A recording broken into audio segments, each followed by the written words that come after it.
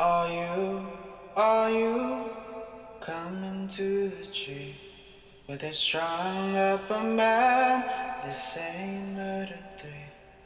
Strange things that happen here. How stranger would it be if we met at midnight in the hanging tree? Welcome to Strange Things, broadcasting from the Arkanasa Radio Studios in Laredo, Texas.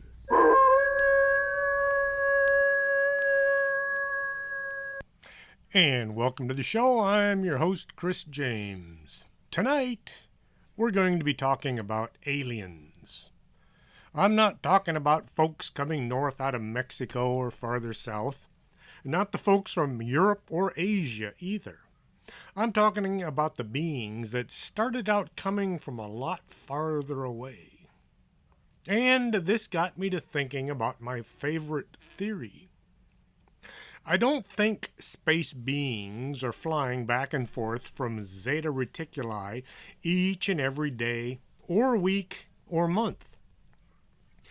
I think that maybe 1,000 or several thousand years ago, a ship came from outside our galaxy. More than likely, there was more than one ship. The craft maybe began to orbit the moon, or maybe it set down on the bottom of the ocean. Some folks think the moon itself might be where the aliens are living. For the sake of the show tonight, anytime I say aliens, I'm referring to beings that you might see on a science fiction channel. Big heads and skinny little bodies, maybe a bug-like body. Not human-looking unless you consider the Nordics. My theory runs into a problem. My family are all Americans. We were all born here in the United States. I have some ancestors that were born here hundreds of years ago. This doesn't really affect me being an American.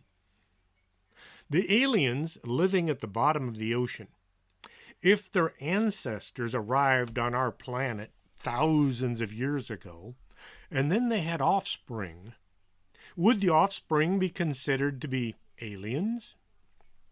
After all, they were born on our planet. The aliens living on or inside the moon would still be aliens, but not any of the creatures born on the Earth. They would be Earthlings. This made the whole idea of aliens living amongst us hard to deal with. If a praying mantis being was born in the United States, could we say they're an alien? Too much philosophic brain work. If they look like aliens, then they're aliens until somebody comes along and declares them to be citizens. Don't you know that would make the Miss Universe competition a whole lot different? I read hundreds of pages of ideas on aliens. I have books written by everybody from Stanton Friedman to Travis Walton. I read Colonel Corso's book the day after Roswell. I found there are as many thoughts about aliens and why they're here as there are types of plants. I had to discount some due to a lack of corroboration from others. This doesn't mean the writer was wrong. There's only so many minutes in an hour, so I will give you just the main ideas that I found. The alien everybody seems to know is the gray. 4 to 4.5 feet tall, big head, almond-shaped eyes, skinny little body. They're usually shown with 4 fingers. The reports of gray beings found in crash sites are not uncommon. When examined by scientists, the grays have no reproductive organs. Some have very rudimentary digestive system as well. This has baffled the folks looking at them. Maybe the grays don't need to reproduce. I've heard some people say the grays aren't the ones in charge. They're like worker drones that are sent on a mission and then discarded. This would explain why everyone describes them as being just about identical. Maybe not the best way to put it, but do you remember Marvin the Martian? When he needed an army, he just grabbed a few from a gumball machine, added water, instant Martians. They all look like giant birds. Now, this is a very bad example of what I'm trying to say. The Greys just might be worker beings only put into use when needed. This would explain why any crashed spaceships have no food or water. The Greys don't eat or drink since they only be here for a few minutes or hours or days depending on the mission. People have wondered why the aliens never come rescue the Greys. If they're just worker drones, there would be no reason to rescue them aside from keeping us from studying them. That's something to think about. The first gray extraterrestrial being is found in a book by H.G. Wells. In 1893 article, Man of the Year Million, a science fiction author, H.G. Wells, envisioned the possibility of humanity transformed into a race of gray-skinned beings who were about a meter tall, just over 3 feet, with big heads, large oval-shaped pitch-black eyes. In his book, in his 1901 book, The First Men in the Moon, Wells described Selenites living on the moon as having gray skin, big heads, and large black eyes. He also briefly described aliens resemble Greys as being food for the Martians in his 1898 novel, The War of the Worlds. Greys were linked to the Roswell crash. A number of publications contained statements from individuals who said they had seen the U.S. military handling bodies that had large, bald heads, child-sized bodies. The skin was gray, and the creatures only had 4 digits on each hand. Betty and Barney Hill had an encounter with aliens in September 1961. They were driving home from Canada when they spotted a flying craft. The occupants looked human when observed with binoculars. When the couple were taken aboard the ship, they got a better look at these creatures. The craft had landed and a group of men came from it and then escorted Betty and Barney back to their ship. Betty was in front, Barney was coming up behind her. Each had a strange entity on either side of them. Each of these entities wore shiny dark uniforms, and they had on similar colored caps. They were shorter than both Betty and Barney, about 5 feet tall. Their skin was a strange gray color, and their eyes were extremely dark. Barney was terrified of the eyes of these creatures. While under hypnosis, he would scream about the eyes. The leader of the group of aliens told Betty they were from Zeta Reticuli. This is a set of stars. In 1987, Whitley Strieber published a book called Communion, in which he described a number of close encounters he experienced with Greys and other extraterrestrial beings. Travis Walton had an encounter with some creatures that some said looked like Greys. In his book Fire in the Sky, Travis described his aliens as little under 5 feet tall. They had basic human forms, 2 legs, 2 arms, hands with 5 digits each, and a head with a normal arrangement of features. But beyond the outline, any similarity to humans was terrifyingly absent. Their thin bones were covered with a white marshmallowy-looking flesh. They had on single-piece coverall-type suits made of soft suede-like material. It was kind of an orange-brown color. Their bald heads were disproportionately large for their puny bodies. The eyes were what scared him the most. Like Barney and his encounter. I won't give the whole description. You can read it for yourselves on page 97 of Travis's book, Fire in the Sky. The small aliens were not the only beings that Travis ran into. Later on, in his bid for escape, he ran into a 6'2" tall man that looked very human to him. This guy was extremely muscular and was wearing a clear glass-looking helmet. He had long blonde hair. The question I have is, was the tall guy in charge and the other three just workers? I might have to ask Travis someday when I run into him again.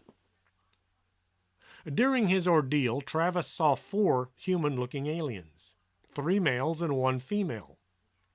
Now, if you saw the movie, Fire in the Sky, it was nothing like that. If you did watch the movie, I recommend you buy a copy of the book and get the real story. You can get a signed copy at travis/walton.com/orderform.html.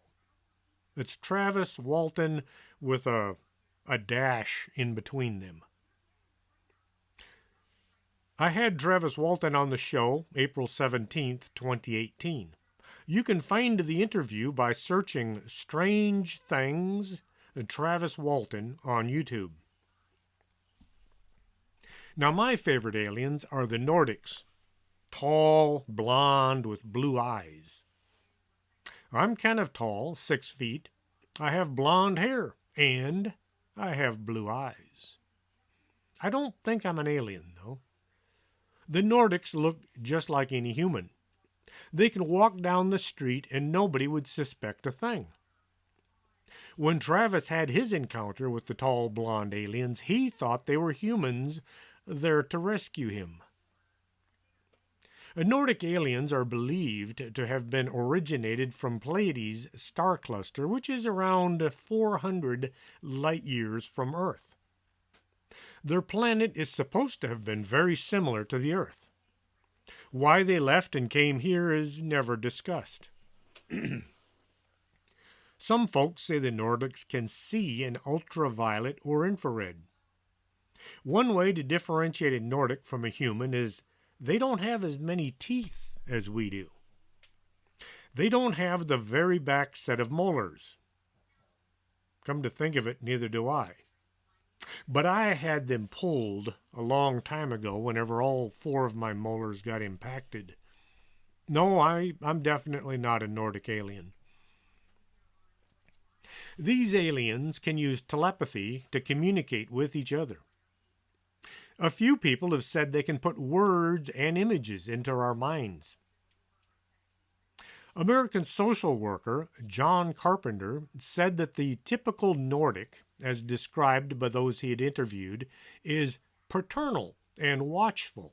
They smile a lot, they're very affectionate, and they look very youthful, and they're all-knowing. Stephanie Kelly Romano said that the Nordics are often associated with spiritual growth and love, and they act as protectors for the experiencers. Those are people that meet aliens.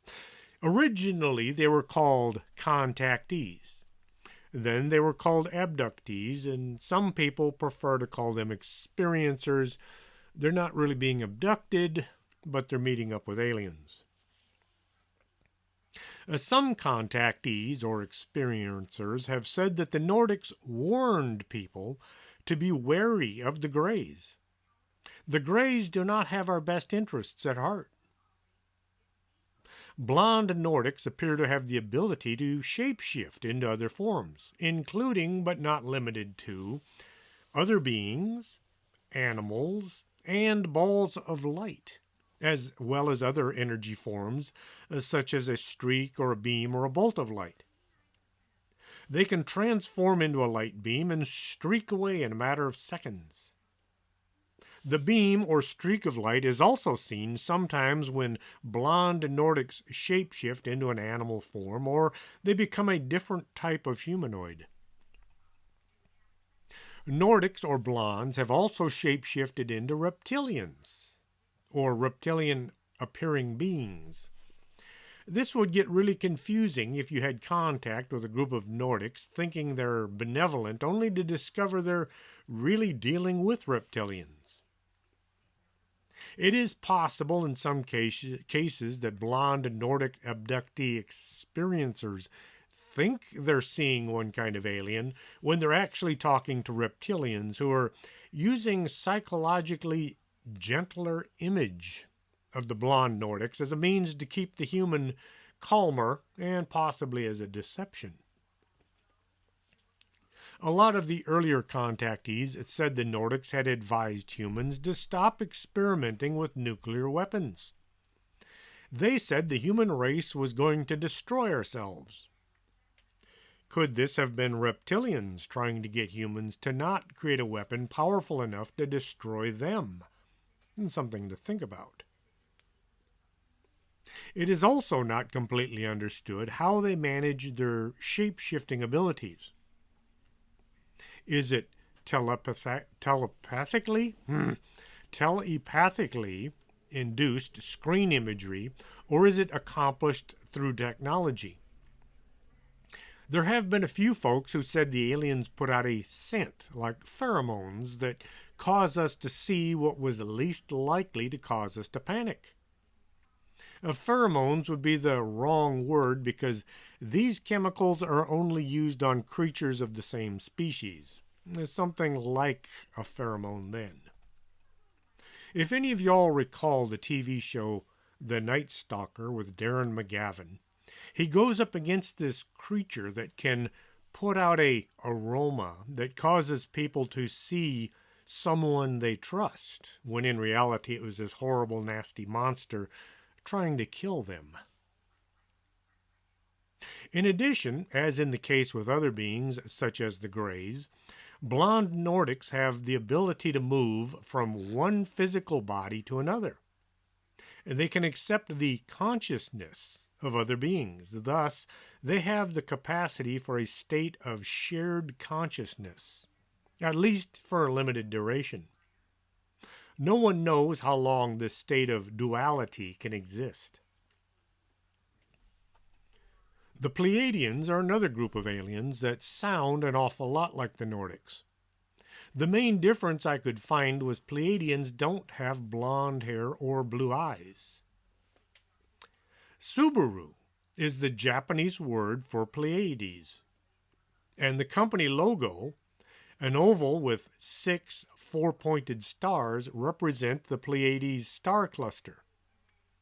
The word also means united because the Subaru Corporation was formed by the merger of 5 different companies.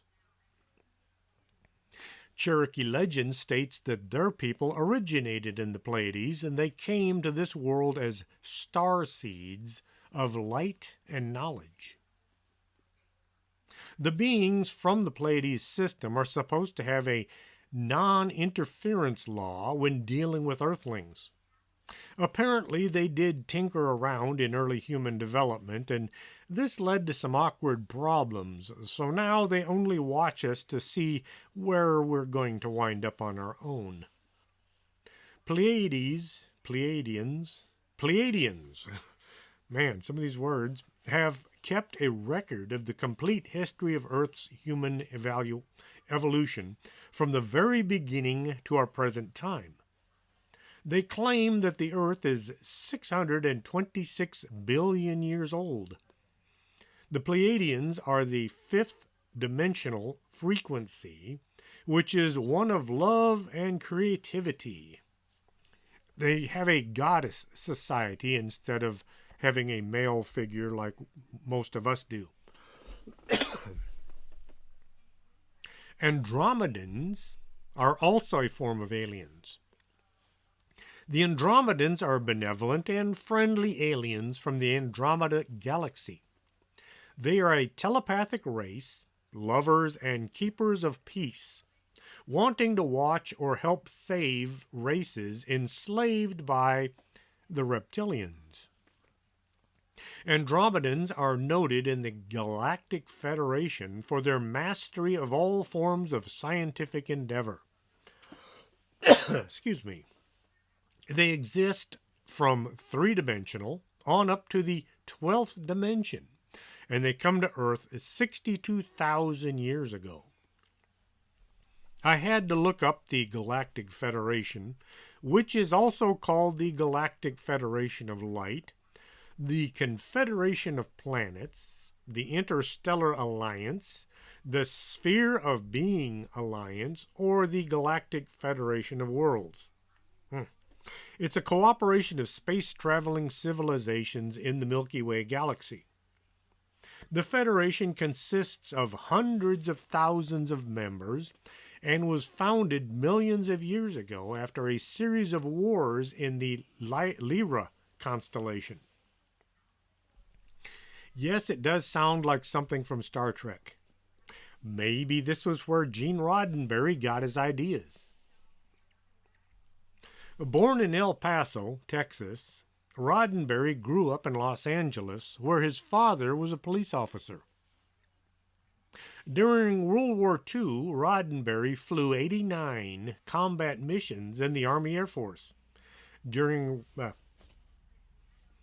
He also worked as a commercial pilot after the war. Later in life, he followed in his father's footsteps and joined the Los Angeles Police Department in 1949.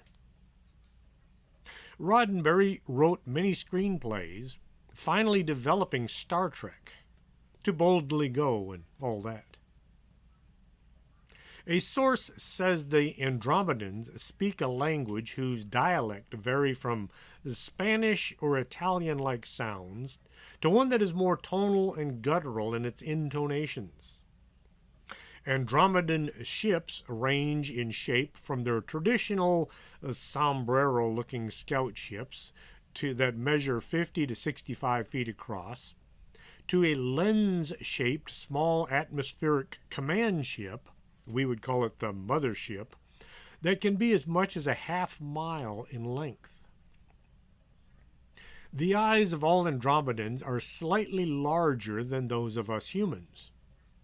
The lips are thin and colored kind of a light pink, while the ears are fitted slightly lower on the sides of the head and are slightly smaller than ours. The hands and feet are delicate in appearance with long fingers and toes. The men range from about 5'7" to 7 feet tall. The women are about 5.5 feet to 6.5 feet tall. A resource on the internet says the Andromedans are a race of fourth and fifth dimensional human-like beings that have similar features to us, with the exception of lacking in any hair whatsoever. Some may even have elongated cone-like heads that look like the skulls found in South America and Egypt. Another description says they are 3 to 4 feet tall, with blue skin and bald round heads, along with dark eyes. Kind of like the Greys, only with blue skin. The reptilians have been reported as running our country. They're also supposed to be running the world. For proof, people will grab a screenshot and say, "Look, lizard eyes." Well, for me, this isn't proof. I'm not saying the reptilians aren't running things. I just don't think a photo is going to be proof. I can do all kinds of neat things with Photoshop, and I'm not that good at it either. Reptilians are tall. They're about 7 to 9 feet. They have green, scaly skin, 3 long fingers and an opposable thumb. They have talons on the ends of each digit.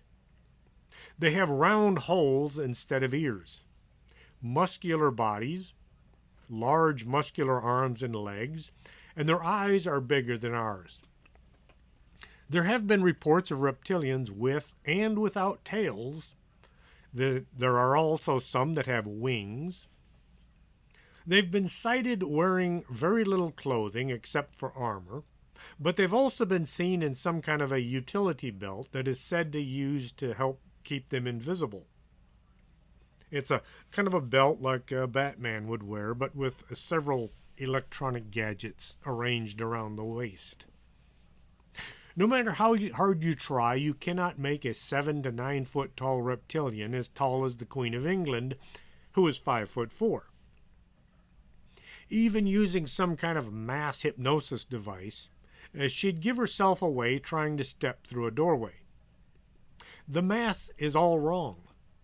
You cannot change the amount of a physical being. The Queen would have to be as round as she is tall in order to distribute the mass of a 9 foot tall alien. Now, I don't think the Queen of England is a reptilian. In my book, This Sucks, I tell the story of a guy who's turned into a vampire. He discovers that he can turn into a bat. Now, in Hollywood movies, a 150-pound man turns into a 3-pound bat. What happens to the rest of his 147-pound body? In my book, the guy turns into a 150-pound bat, and he can't fly. We don't know how to fly, so how is it a character in a movie can just fly around simply because he has wings? You got to learn these things first. If you'd like to read that book, This Sucks, you can find it at Amazon.com. It's fictional humor with a bit of history mixed in. I do wonder, how is it that the Queen of England is still with us? She's 93 years old. I know there are a lot of really old people out there, but I also know a lot of folks who died in their 70s and 80s. Why are so many world leaders so old yet still functioning? Some say they drink the blood of children. I might have to do a show on this someday, but that'll have to wait for another time. Reptilians have been around for long, if not longer, than humans. They are credited with teaching early man how to build things like the pyramids and other huge structures. There are actually ancient statues of gods that look like reptilians. The snake in the Garden of Eden was a reptile. Then God removed his hands and his feet as a punishment for leading Adam and Eve astray.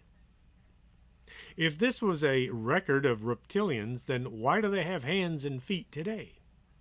I think the stories are getting mixed together. Some folks say the reptilians have crossbred with humans, making a bunch of half or quarter beings that are here to run things. The whole lizard-human interaction would be difficult to get straight unless you had thousands of years to tinker around. One attribute the reptilians are said to have is the ability to influence people's thoughts. This would come in handy if the creature wanted to run things. Why change your appearance when you can just stay in the shadows and get other people to do all the dirty work? That way, if things go wrong and people rise up, you don't have to run and hide. Just slip down the back stairs into a safe space and ride out the storm. Why muck about trying to turn your kids into half-humans when you can just get a group of humans to tell them what to do? You do as I say, and we'll let you and yours run the world. This might explain why all the royal families on Earth are related.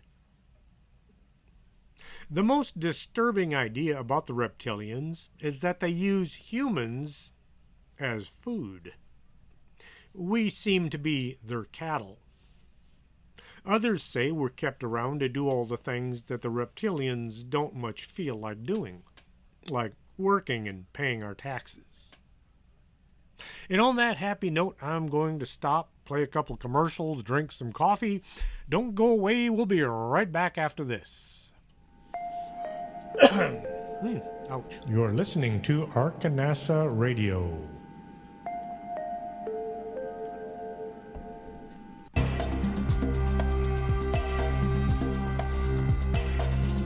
Did you hear a bump in the night and you think it just might be a ghost? Contact the Laredo Paranormal Research Society at laredoparanormal@hotmail.com. That's the LPRS for all your otherworldly needs.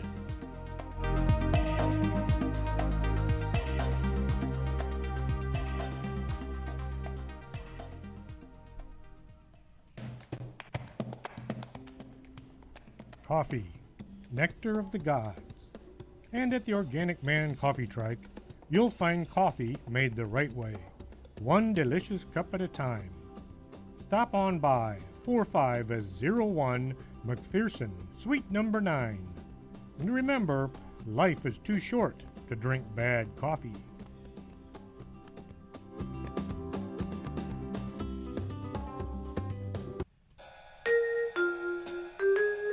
Makeup isn't something you want to just smear on and hope for the best. You might come out looking like Lon Chaney. Call Lourdes James, independent beauty consultant, and get a free makeover to see how makeup should be done. 956-723-3019.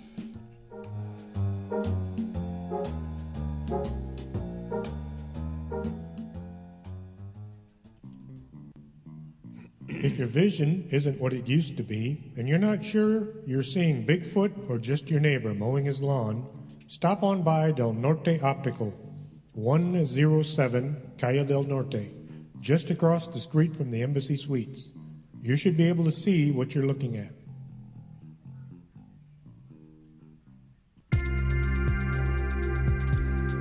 This is Arkanasa Radio you've been listening to.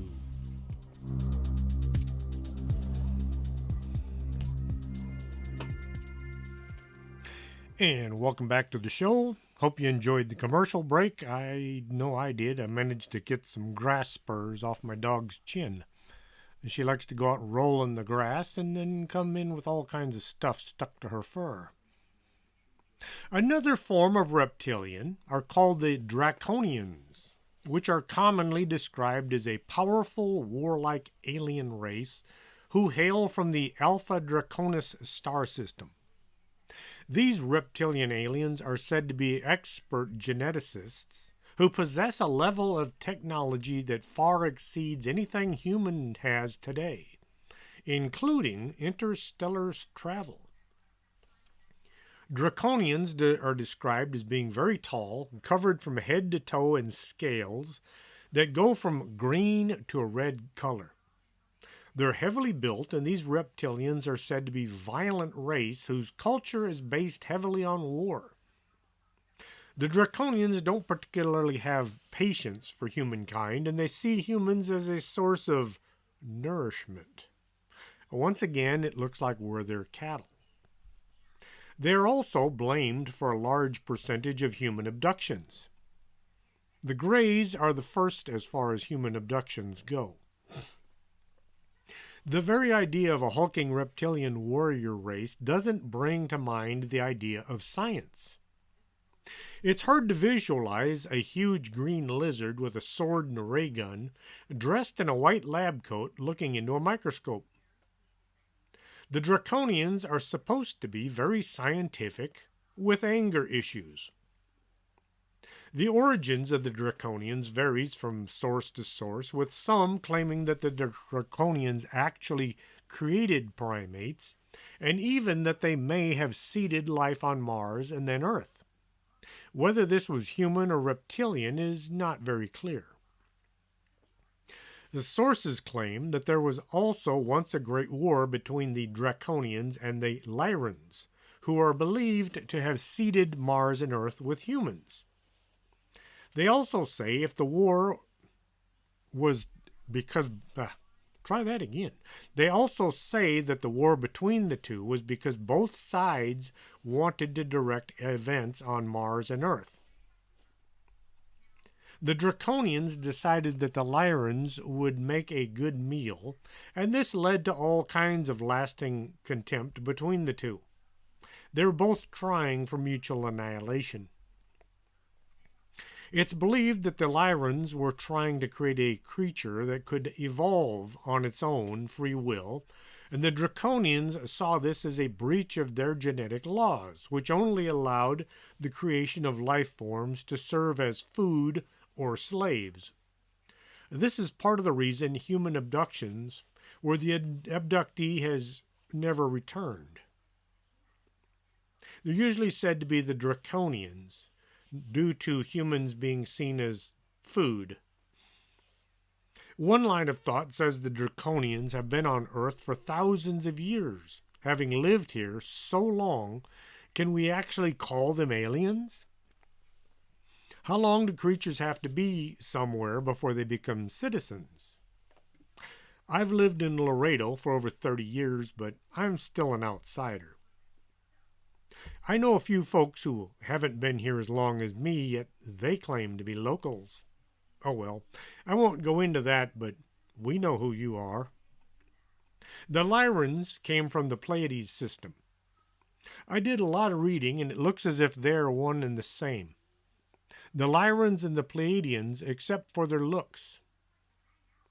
The Lyrans look like giant two-legged cats. Their features are more like a lion. They're given the same basic qualities as the Pleiadians. One of the first contactees to describe Lyra, was Billy Meier, who received much public attention as a result of his visits from the Pleiadians from 1975 until 1986. He supported his claims with material evidence that continues to confound skeptics even today.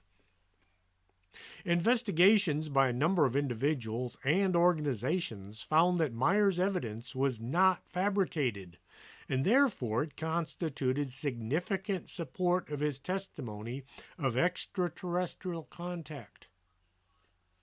Due to the amount of physical evidence he had provided over the years, Meier has gained great credibility, and the consistency and coherence of his testimonies suggest that he is indeed an important spokesman for the extraterrestrial race. The skeptics all claimed that Meier would hold a pole with a flying saucer attached to it, and then he would photograph the craft. They spouted this for years as a means of debunking his images. There's just one slight problem. Meier only had one arm. How was he supposed to hold the flying saucer and the camera? Meier was told by the Pleiadian contacts of the star system of Lyra and its human inhabitants. The Swiss-looking Pleiadians have described their ancient ancestry, and consequently ours, as originating from the Pleiades in a far star system in a star group near what we now know as the Ring Nebula of Lyra, for which we have called them Lyrans, in the same manner as we refer to human beings and Pleiadians. These early Lyrans, in their numerous migrations in their great space arcs, went to many other star systems and found suitable habitations, and they put down colonies, some of which flourished and eventually launched their own space travels. That was a mouthful. Meier further reported of his physical contact with the Lyran spaceship in 1977, where the Lyrans described their world and other star systems with whom they cooperated. This would have been the Galactic Federation mentioned earlier. Alex Collier described the start of the Lyran civilization as revealed to him by extraterrestrials from Andromeda. Alex Collier is a contactee with the ET race known as the Andromedans from the star system Andromeda. He described this race as being human with slightly bluish-colored skin. Based on the age of the suns and the planets in our galaxy, it was described that the human life form was to be created in the Lyran system. The human race lived there for approximately 40 million years. The orientation of the human race in Lyra was agricultural in nature. Apparently, we were very plentiful and abundant, and we lived in peace. Once here on Earth, we developed some warlike traits. Could this have been influence coming from the reptilians or the draconians? The Syrians are part of the alien culture who assist Earth and all her inhabitants, humans, animals, and nature. Syrians are spiritual warriors with a strong connection to dolphins and whales. Lots of people feel familiar with these life forms because they lived in those forms as well and perceive these entities as loving friends. This would be part of reincarnation. You once were a dolphin or a whale, and now you're a human. The Syrians have blue skin and no hair. They're able to live in the water as well as on land. This might just have been the origins of some of the mermaid stories. One story I came across said the Syrians came to Earth looking for gold. They built mines all over the planet in their search. Then a warring race arrived and they enslaved the Syrians, making them work for their captors instead. The Pleiadians sat back and watched, not giving any help to their fellow aliens. Well, somehow the Syrians managed to break free from the hostile aliens, and now they live here keeping in the shadows, so the beings that enslaved them won't know where they are hiding. The ancient Sumerians used to worship the Anunnaki as their gods. The Anunnaki are aliens that visited the Earth around 4,000 years ago with the intention of enslaving humans to carry out farm work for them.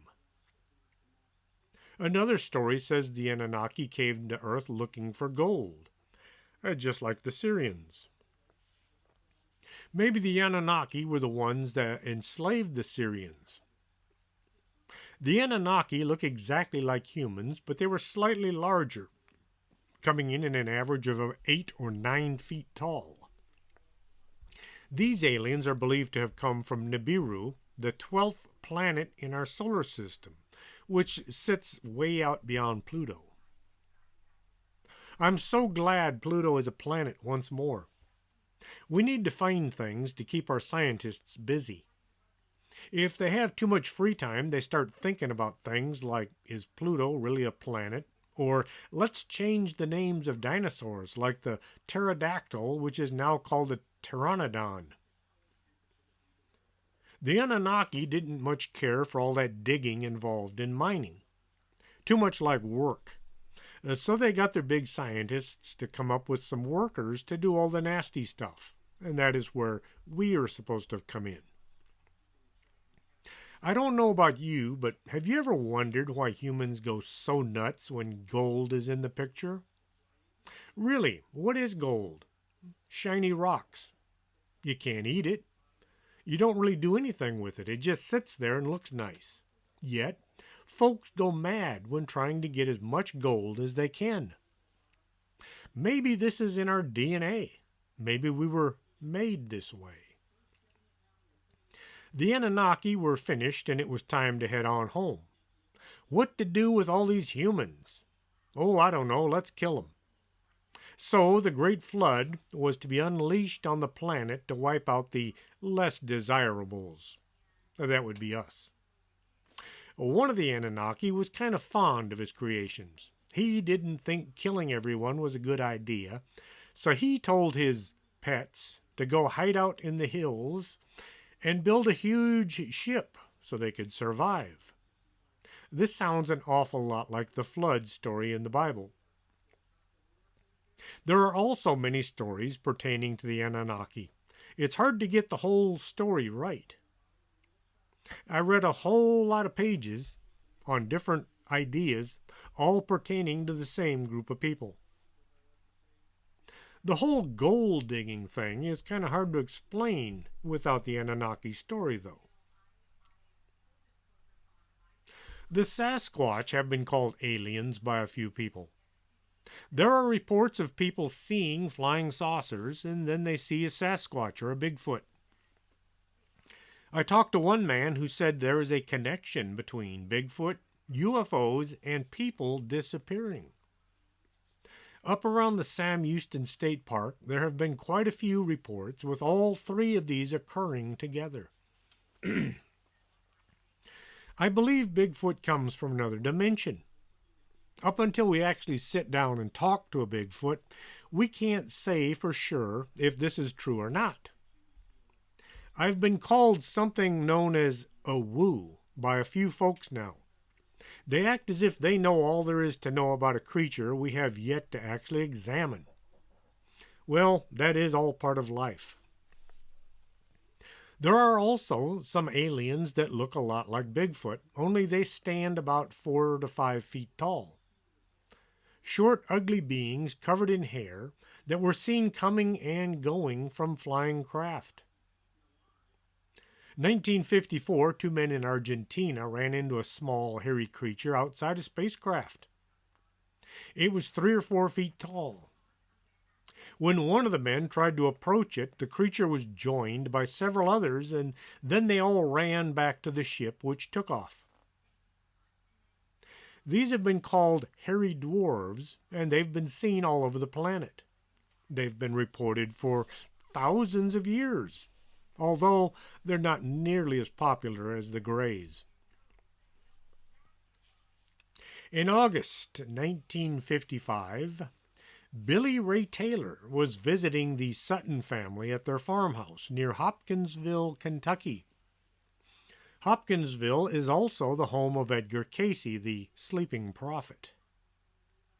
The farmhouse didn't have running water. Back then, few farms had city utilities. Billy went outside about 7 p.m. to get water from the farm's pump.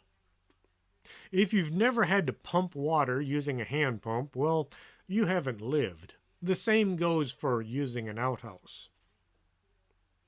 While at the well, Billy saw a disc-shaped aircraft covered in a series of bright lights flying overhead. The craft flew over and then touched down in the trees. He ran inside to tell everybody what he had seen. Well, the family all thought he was just telling a tale, so they ignored him. About an hour later, the family dog, which was tied up outside, began howling frantically, and then it ran and hid underneath the house. Anything that could scare a farm dog into hiding was something to be looked into. Dogs are traditionally kept on farms to protect them from wolves and coyotes and mountain lions. If not to actually fight them, at least to give a warning. Well, a lucky Sutton and Billy Taylor grabbed a pair of weapons, probably shotguns, and stepped outside to see what was going on. While searching outside, the duo saw something emerge from the trees. They described it as being about 3 feet tall.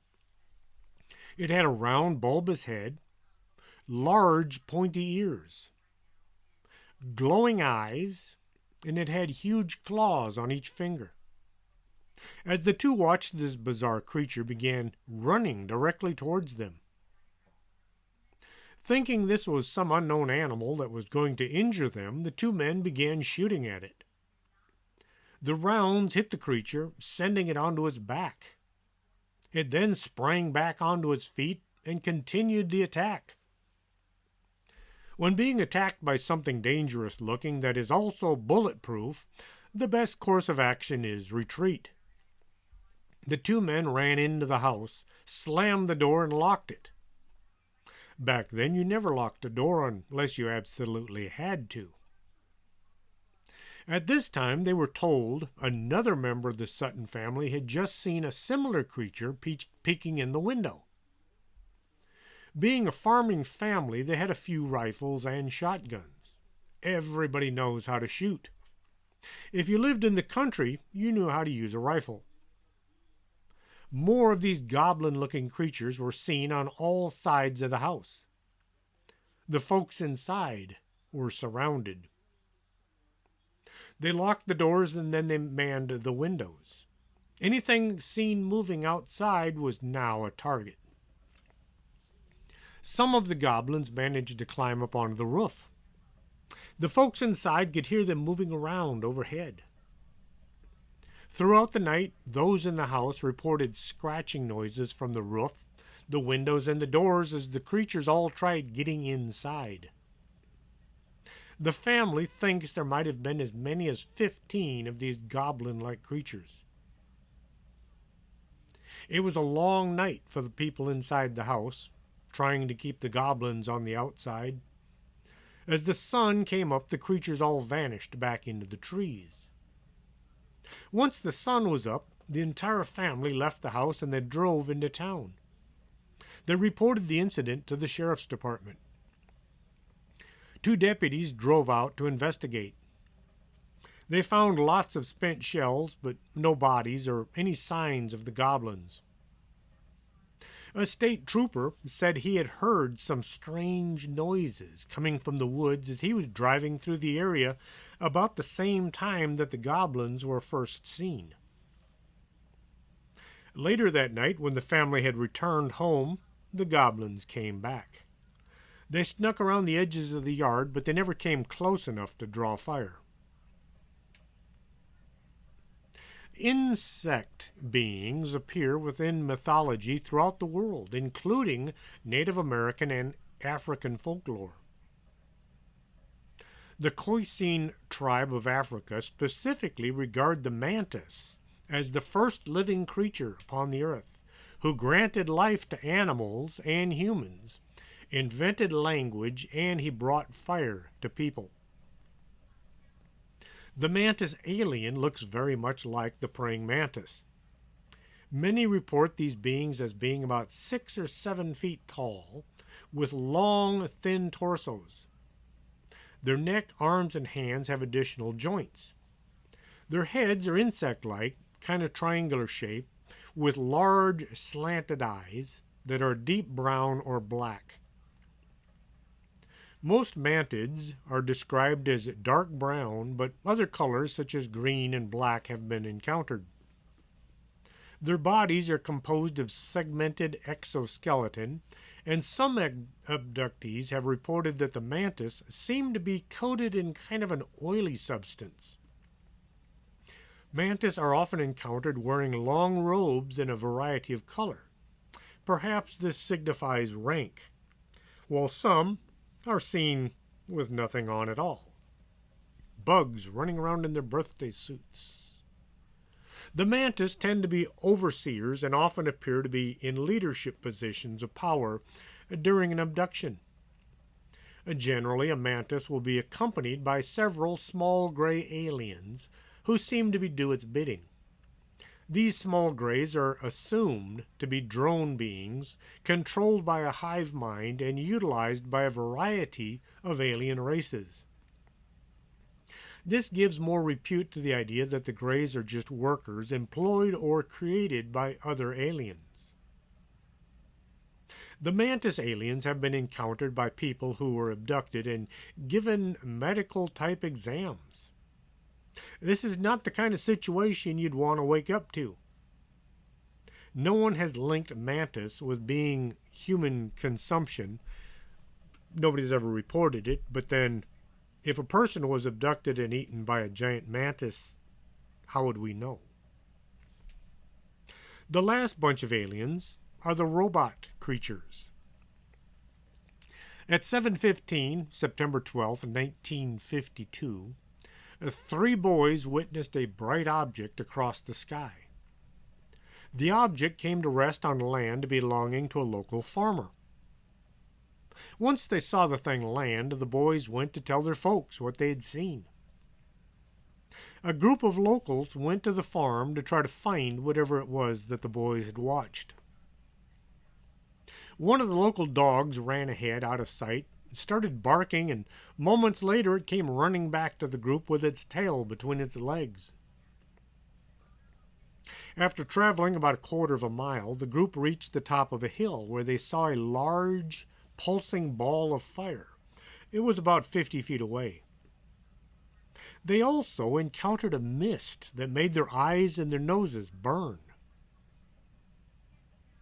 One of the group noticed two small lights over to the left of the object. He directed his flashlight towards these two small lights. There stood a creature like nothing they'd ever seen before. This thing was making a shrill hissing sound. It then rose up into the air and it came at them. It swooped around in the air and then turned back towards the glowing object in the woods. The folks in the group all turned and ran for their houses. Once home, one of the mothers contacted the local sheriff, and a news reporter accompanied the sheriff's deputy to the scene. The reporter conducted a number of interviews and returned to the site with a farmer later that night, where he reported that there was a sickening burnt metallic odor still hanging in the air. The sheriff's deputy searched the area separately, but they found no trace of the encounter. After the event, investigators from the Civilian Saucer Investigations obtained a number of accounts from witnesses who claimed to have experienced a similar or related phenomena. These accounts included the story of a mother and her 21-year-old daughter who said they encountered a creature that looked identical to the thing in the woods. This had happened a week before the craft had landed in the woods. They all described the same creature. It looked like the head was shaped like the ace of spades. It was about 7 to 8 feet tall. The body was roughly humanoid. The creature was standing upright in some kind of a flying device. The thing looked more like a robot than a person. A mist or a gas was coming from around the bottom of the flying device. The creature has become known as the Flatwoods Monster. Was this a flesh and blood creature or a robot? Maybe it was part creature and part robot. We don't know for sure, but it does sound an awful lot like some kind of an alien robot that chased those people off that hill. In the fall of 1964, Donald Shrum was out bow hunting in the Tahoe National Forest. He'd gone with two of his friends, but they had separated in order to scout out parts of the forest. As night was coming on, Don sighted a craft flying through the air. It was long and thin, and it sure didn't look like any kind of an airplane or helicopter that he knew. After the craft had flown around overhead, Don ran into a robot-looking creature. It pursued him until he tried to take refuge up in a tree. The robot began emitting some kind of a gas. It looked like it was trying to make him pass out so it could then capture him. All that night, Don had to defend himself and try to stay out of the robot's reach. Noe Torres and Ruben Uriarte both have been on the show. They interviewed Mr. Shrum and wrote a book about his encounter. The book is called Aliens in the Forest, and you can get a copy at Amazon.com. It is well worth reading. They've also been interviewed on Coast to Coast and a few other radio shows. 1973, Calvin Parker and Charles Hickson decided to go fishing in the Pascagoula, Mississippi. As they sat there on a pier, a strange craft landed on the shore behind them. 3 robot-like creatures came from the craft and then grabbed the 2 men. The men were dragged into the craft where they saw more weird-looking creatures. Calvin described one as being a female. He said she would have been an attractive woman if he'd have had a few drinks, but he was sober, so she was not good-looking at all. She said she wasn't going to hurt him, and then she tried to shove her finger into his mouth and up into his sinus cavities. Calvin said this hurt like a lot, So he grabbed the woman by the head and he tried defending himself, hitting her head against the wall. One of the robot creatures returned and it beat the heck out of him. As a result, Calvin's t-shirt was covered with both his blood and hers. Unfortunately, he threw the shirt away, not wanting any reminders of the encounter. Well, Calvin didn't want anybody to know about his weird encounter, so he refused to talk about it. His partner, on the other hand, told everyone. This led to a bit of trouble between the two. After years, Calvin decided he was going to write a book to tell his side of the story. Well, his story is worth hearing. I got to meet Calvin Parker at the Edinburgh UFO Conference last year. His book is called Pascagoula, The Close Encounter. You can get a copy from Amazon, but if you can find Calvin at a UFO conference, you can get a signed copy. I have mine. Not all aliens look like Greys. Not all aliens look like aliens. From what I've read and from those that have had encounters, aliens come in all manner of sizes, shapes, and descriptions. The Nordics sound a bit more pleasant to run into. The Goblins, well, they sound downright unfriendly. Never accept a dinner invitation from the Reptilians. You might not care for that outcome. Hope you enjoyed tonight's show. If you did, tell some people. Let them know what they're missing. If you didn't enjoy it, well, I'm sorry. I did the best I could. Till next Saturday, this is Chris James for Strange Things. Are you coming to the tree where they strung up a man, they say murder 3? Strange things that happen here, how stranger would it be if we met at midnight in the hanging tree?